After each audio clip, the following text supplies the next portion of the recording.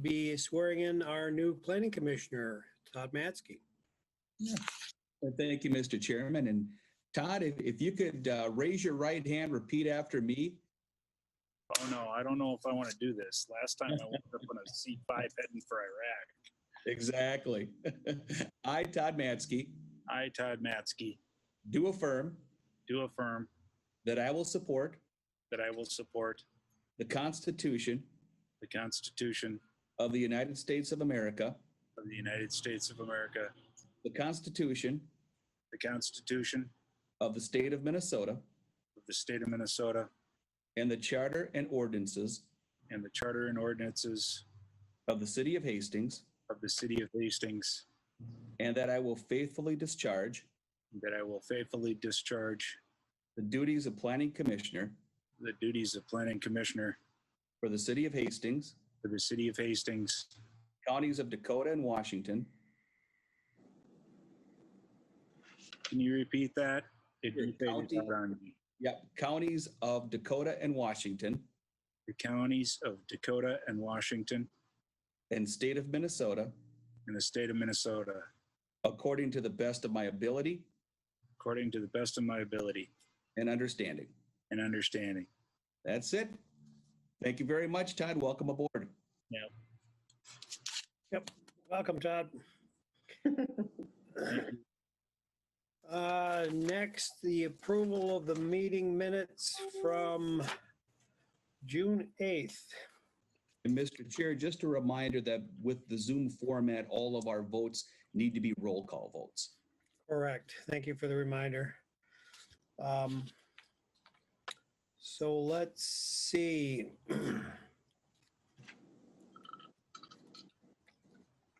Were we all there? I was Mr. not at Chair? the last meeting. Okay, so then, Emily should probably abstain. Isn't that correct? Okay. Yep, that'd be correct, Mr. Chair. All right, so any comments or corrections on the minutes from June 8th meeting? I make a motion to approve the minutes. Excellent. From Is there June is a 8th meeting. motion on the floor? Is there a second? I'll second. Second, and any other discussion on the topic? Hearing none, why don't we call roll? Okay, Commissioner Messina. Commissioner Hallberg. Aye. Mr. Siebenaler. Aye. Commissioner Matzke. Abstain. Commissioner Best. Abstain. Commissioner Johnson. Aye. Okay, I will note the passage of the minutes with 4 yeses, 2 abstentions.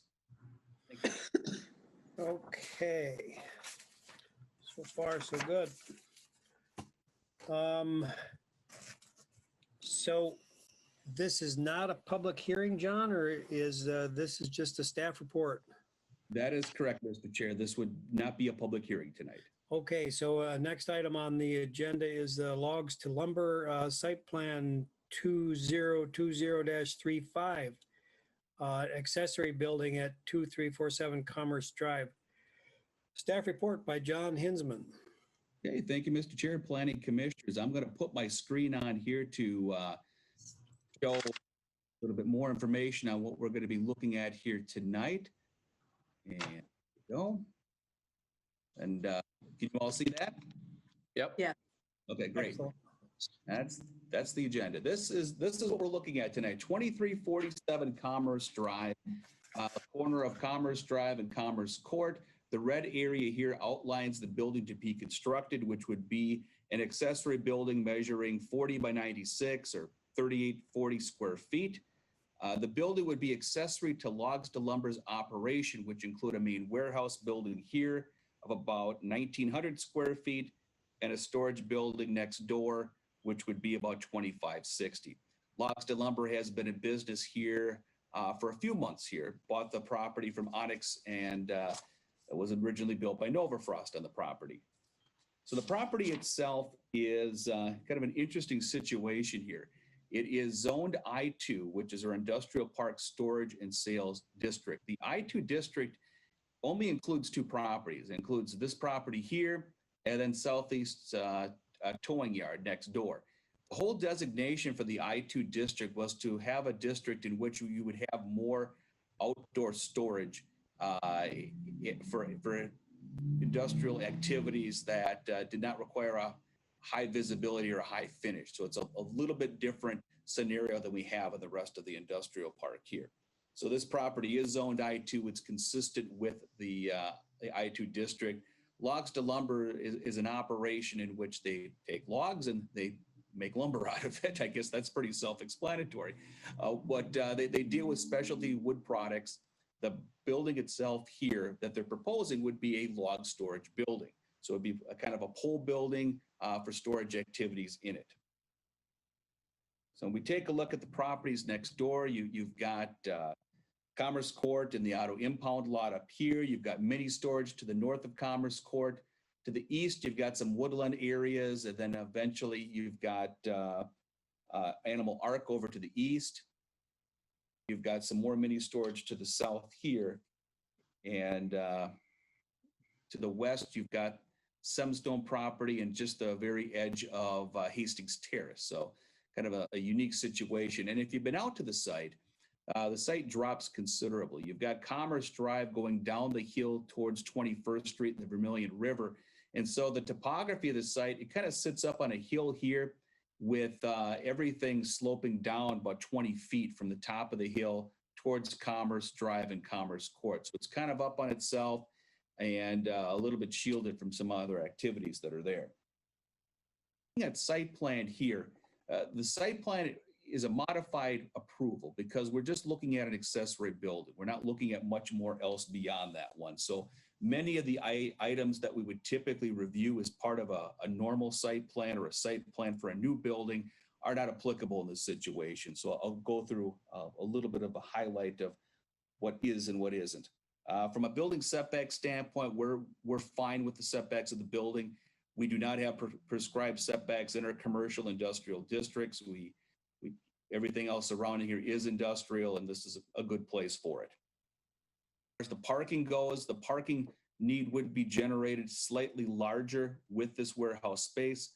However, they do have existing parking here, which more than covers that. There's 13 spaces required, 15 provided at present, so we're fine on that end. Also, along with the parking too, the parking entrance to this site would be coming up from Commerce Court. You can see here some paved area coming up from Commerce Court to a gate. There would be another short area of paving required from where the paving ends about here into the entrance to the building itself. So that would be part of the requirements here. From an architectural design standpoint, our architectural standards provide some latitude for areas that are unique. And this property being I-2, with the I-2 district really being organized in recognition of storage and segregating these types of uses for aesthetic purposes from other more higher quality commercial areas, we took that into account with this. It's a nice pole building, albeit the requirements itself would not meet a normal architectural standards. Being that it's I-2, being that it is very well hidden with a lot of the views from Commerce Court, which is a dead-end auto storage yard, you can't see much of the building, and we're okay with what's being provided. It would be of a tan-colored metal panels with green accent. The western elevation facing Commerce Drive would have some seamless panels, kind of similar to a standing seam roof, and also a band of masonry block veneer. So if we take a look, that looks like this is what the building would look like itself. So as we look towards Commerce Drive, this is what the band would look like in the middle. The other end facing the driveway east here, this would kind of face towards Commerce Court, the sidewall elevation in this location. And so it would be an attractive building, and it's being used for storage of wood products itself. This gives a better idea of what it would look like, albeit this is kind of shifted where north is to the left side, so it looks a little bit different from the drawings that I gave you earlier. What the site looks like. When we're looking here at this top picture, this is Commerce Court coming in from Commerce Drive. You can see the hillside, see the wooded areas, and you can barely see the rooftops of the buildings there. So it's pretty well screened. Same thing from Commerce Drive as you're heading north towards Commerce Court in this direction. This approximately be where the location would be, pretty well hidden there as well. From a landscape standpoint, it doesn't trigger any requirements there. There's no new lighting proposed. Because the site or the building is very limited in nature, we are not having a requirement for a separate grading, drainage, and erosion control plan.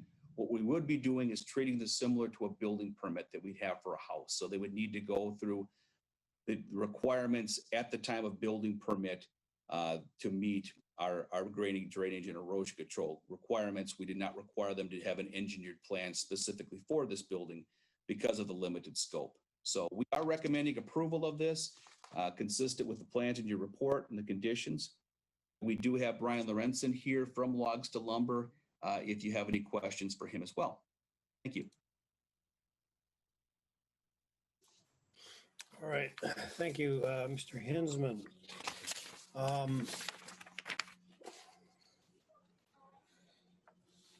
So, commissioners, do we have any thoughts or questions or comments? I guess if you're interested in addressing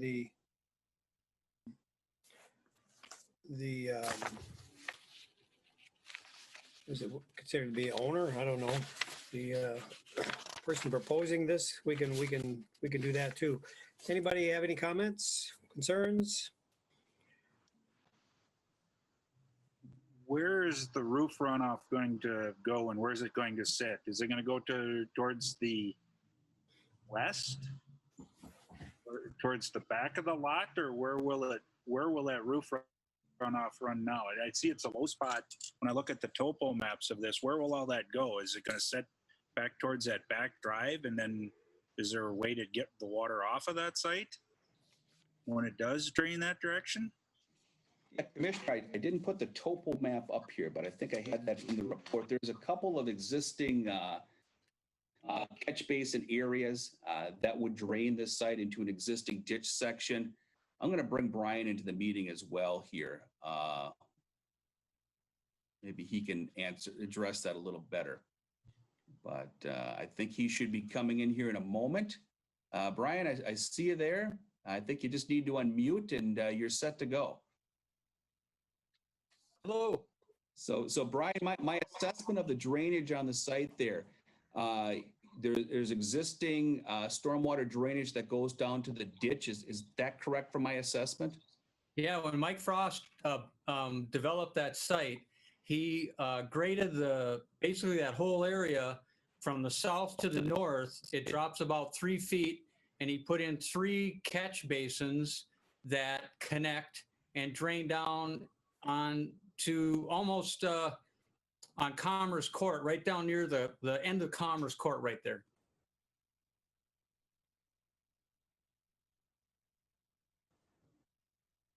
It looks like the overall site was basically designed to manage the runoff. I mean, clearly we're increasing a little more impervious area here. Do we know anything? The system is designed to handle that. Where's the stormwater go from here, John? Commissioner, it goes into an existing ditch system located along Commerce Drive. From there, it will run generally north, and I am quite sure where it ends up from that point. Eventually north, you go to the Vermilion River, and I'm not sure where the treatment goes from that standpoint. Can you hear me? Yes, please. It comes out of that basin, and it travels along Commerce Court. About 300 feet is the distance it's got to travel, and that drops about 3 feet in elevation over 300 feet along the street. And there's an area about 20 feet wide that is nominally about 6 inches lower than Commerce Court, that water would flow along to get down to the culvert right at the intersection of Commerce Court and Commerce, and then it would flow through the culvert and then head straight north from that point. So all of the Mr. Chair, all of the drainage basins are connected together with a pipe and then they drain all into Commerce then? Or how is the water getting from those drainage basins down to Commerce? They're connected up with 11-inch pipes, and then there's a 16-inch pipe short on the on my topo plan, and it comes down into that basin, which is surrounded by. And I talked to the salvage yard guy who's been there 10, 15 years, and I asked him if he's ever seen water come out of that or pool that in the whole time he's been there, and he said he's never seen water actually come out of there in any kind of quantity. Because when Mike Frost built that place, he hauled in tons and tons and tons of sand. I've been out there when we had a 2-inch heavy rain, and it just goes right into the soil. It permeates right into the soil. There's virtually very little, if any, water that even gets to the catch basins that I've noticed.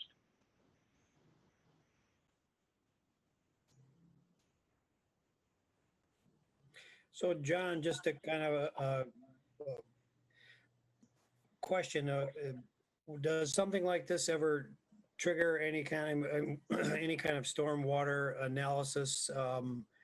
If we only increase the impervious on this lot by so many square feet, you know, what is the threshold where something like that has to happen? Mhm. You know, Commissioner, I'm not sure what the threshold would be. I did have our stormwater engineer take a look at this project to see if there needed to be a separate grading, drainage, and erosion control plan as part of the site plan. Because of the limited scale of it, we'll be handling those requirements as part of the building permit. So they will be reviewed and they will have to meet those requirements. But because of the size of the project, we're not having a separate grading, drainage, and erosion control plan at site plan. We'll do that as part of building permit. Okay.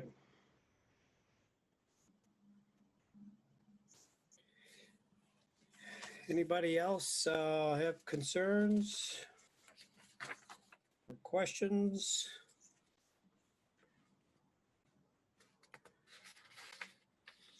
I guess hearing none, I guess I would entertain a motion. I would assume it'd be a motion for approval.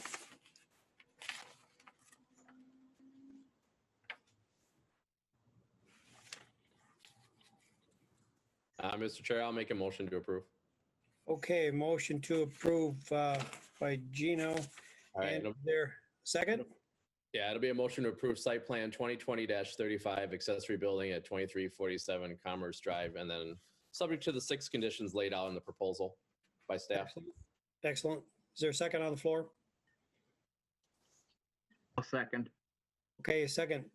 And at this point, if we have any further discussion? Anybody? John, you want to take roll? I can do that. Commissioner Messina, Aye. Commissioner Johnson, Aye. Commissioner Best, Aye. Commissioner Matzke, Aye. Commissioner Siebenhaler, Aye. and Commissioner Hallberg. Aye. That the recommendation for approval passes on a 6-0 vote. The next step for this item will be to go before the city council coming up on Monday, August 3rd, and that would be for final approval. Great. Thanks, Brian. Thanks for joining us. Thanks, Brian. Thank you. Thanks for meeting y'all. Thanks, Brian. Stop by, I'll give you a tour. Glad to. Okay. All right, so other business, John, what else is cooking? What else is cooking here? Yeah, we haven't had a very busy summer here coming up here at the Planning Commission, but I think that's going to change here shortly. I did get an application in the other day for the what's being termed the Sieben Ridge townhome development or villa home development. This would be at the corner of Northridge Drive and Pleasant Drive. This would be 33 Villa Homes. This is a concept plan that a neighborhood meeting was held a couple of months ago, and they're moving forward with rezoning in the plat here. Application came in, it'd probably be heading to Planning Commission at the last meeting in August. Also, possibly at that last meeting in August, we did have the larger annexation come forward with the preliminary and final plat. That would be west of General Sieben Drive, south of Seas. This would be for 110 home sites, half of those being single-family homes, half of those being villa home sites. They're also looking to submit at the end of the month, which would put them on track for that last meeting in August as well. We also got some concept plans back for the apartment complex, the senior apartment complex that we looked at the rezoning on County Road 47 near Riverwood. So they're getting close to submittal on that as well. So we're looking forward to having those projects come forward here in the near future. Okay. John, what about the senior development behind Green Mill? Any word? I know they were going in front of the county and the state for any update on that? Yeah, Commissioner, no update on that. I think Dakota County CDA's decision on tax credits for the site is going to be sometime this fall. So they're waiting to see if they could be eligible for that share of the tax credits from the county, which would help in their financing. So I don't see anything happening this year on that, but from talking to them next year. Okay. But those Thank other you. projects I've got coming forward on the larger annexation project, they want to get in the ground this year. They want to be ready with models with the spring. So they're Wow. looking to get going. And I think the townhome development or the villa home development at Pleasant is very similar to that. So 33 units. Mhm. Wow.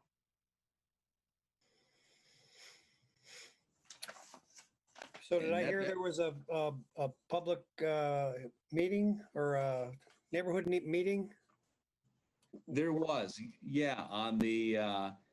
And were you going to notify us? Did that fall through the cracks or?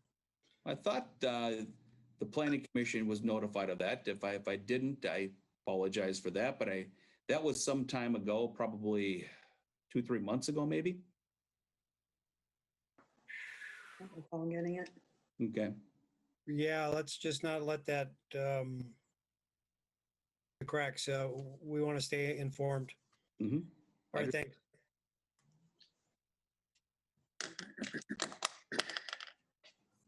What's it take to annex part of Nininger?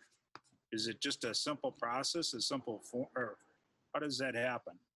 Yeah, that is, can be done by an ordinance under certain parameters. So the annexation has already taken place unofficially. We had the public hearing by the city council and adoption of the ordinance for annexation earlier this year.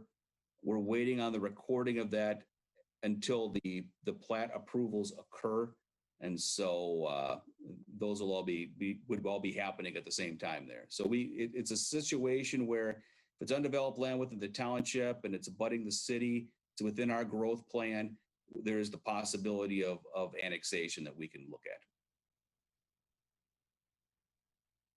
Nininger at some point in time say no? Is there a way that they could come along and say, no, we don't want, you can't take it? No. Nope, they don't have, they're not an incorporated entity. They would not have any powers on an annexation. Halted.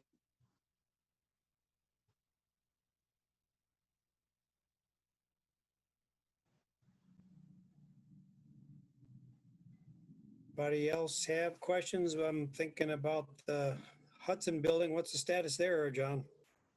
Status there, they're doing a lot of utility work right now, getting utilities into the building, do a lot of rock trenching to get those in. They're also working on the roof, doing replacement of that. They'll be working on tuck pointing soon after that and windows. So that'll be occurring over the next 3-4 months on that end of it. Once they get the outside of it buttoned up, then they'll be moving on to the inside of the project. Is there, did I see a sign there's up about the completion dates or just, did I, or no? Did I see something? I don't know if there's anything new on that one. There's been signs up there for maybe the last year or so. But I don't think there's been any changes to those signages. Okay, okay. All right. Any other business or concerns, commissioners? Todd, well, welcome aboard. I think you'll be a good addition to the commission here, so. Thank you. Thank you for letting me join, I guess, is the best way to put it. So, All right. Maybe we should have a motion to adjourn. I'll motion to adjourn. And I would second that. And we need to call roll, John, on that, or? Yep, I can do that. Commissioner Hallberg, Aye. Commissioner Siebenthaler, Aye. Commissioner Matzke, aye. Commissioner Best, Aye. Commissioner Johnson, Aye. and Commissioner Masita. Aye. Okay, I will note that that's a 6-0 vote to adjourn the meeting. All right, we are adjourned. Okay, thank you.